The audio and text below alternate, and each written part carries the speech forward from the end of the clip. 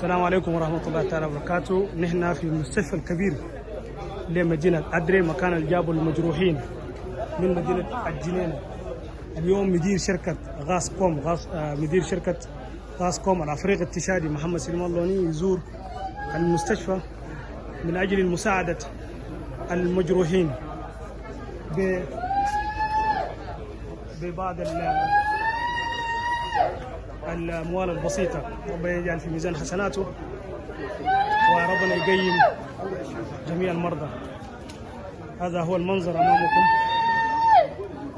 ربنا يجعل في ميزان حسناته.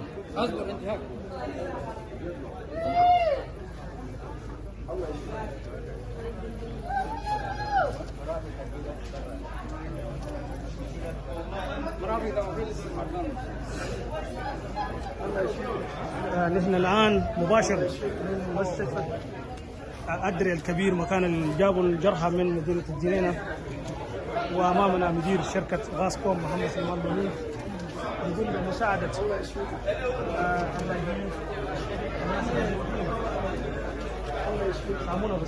سامونا مباشر من نوري الناس المرضى، والله يقيمهم إن شاء الله.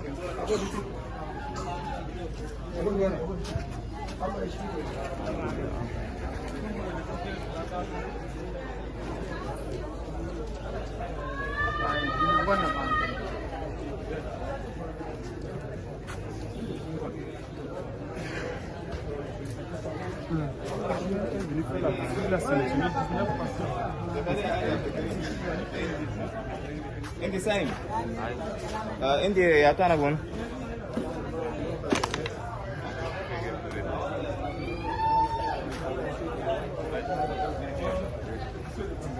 المبادرة خيرية في يوم خير، في يوم طلوع عرفة.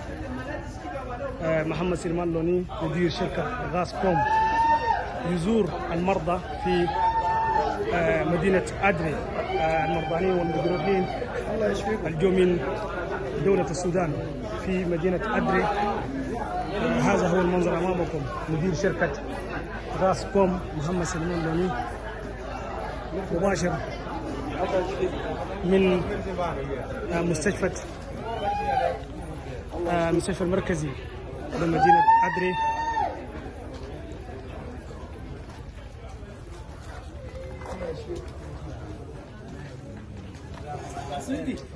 لا